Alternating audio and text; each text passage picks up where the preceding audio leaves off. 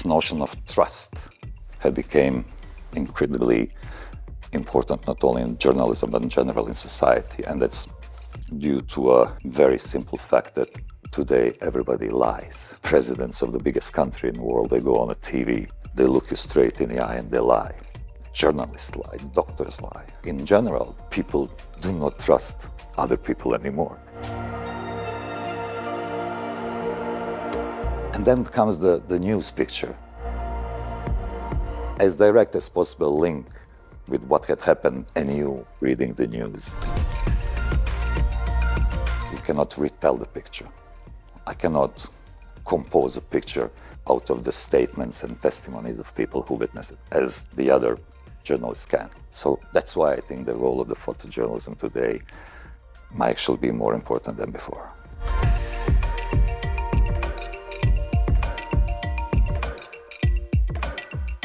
What are the principles of photojournalism and how do they fit into the principles of social media where now everyone is able to broadcast a situation live or off? The principles of photojournalism are not any different than principles of journalism in general, which basically combines the information with the authority of the source of the information.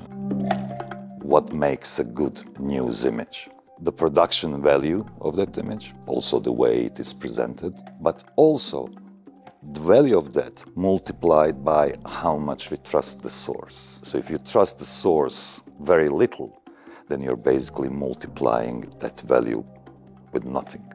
The photojournalism is just a journalism with a tool that is the photography, but it would still have to answer all these 5 W's that the journalism in general has to answer, but with a tool of photography. What is the place of photojournalism in today's media? We are just coming out from another revolution in photography. The basic knowledge about photography now is way higher than 10, 15, 20 years ago. My mother now uses a smartphone and she knows what the picture is, what the depth of field is, what are the filters, what is this, what is that. By raising the level, basic level of the photography in general, it's very difficult to fool people with the pictures anymore because they know the craft of it. And then on top of it, and this is why the role of photojournalism, not just the pictures, it's now more important, it's the sheer fact that the photojournalist has to witness the thing in order to have the news delivered. Readers know that if that photojournalist had witnessed that, otherwise there would be no picture. How do you survive a war as a civilian and as a reporter? So what it means to survive? Does it mean only to survive as a human being, or it's to survive as a thinking human being? If a part of you, the humanity in you, dies during the war, do you consider yourself as a survivor or that person's survivor? He physically survived, came out as an animal, a war criminal. If that's survival, then I would have a few things to say on how to survive as a human being. And that would be by trying to fully, comprehensively understand the conflict you are in. It's basically to try to, as much as possible, elevate above your own situation in which your sheer existence is compromised. Then the humanity in you might survive. Today it's 630 days into the war in Ukraine. Keeping the spirits high in such a situation is not easy for any nation. Having lived through the wars, can you understand or help us understand what is the state of mind of Ukrainian people right now, 2 years later? If we talk about the Bosnian War, the one that I lived through, not as a journalist, but as a soldier, there was this moment about a year and a half into the war, the winter 93-94, where we Bosnians basically went into the very dark stage of the war. There's the moment in which we have burned our illusions that the war will end the way we originally thought.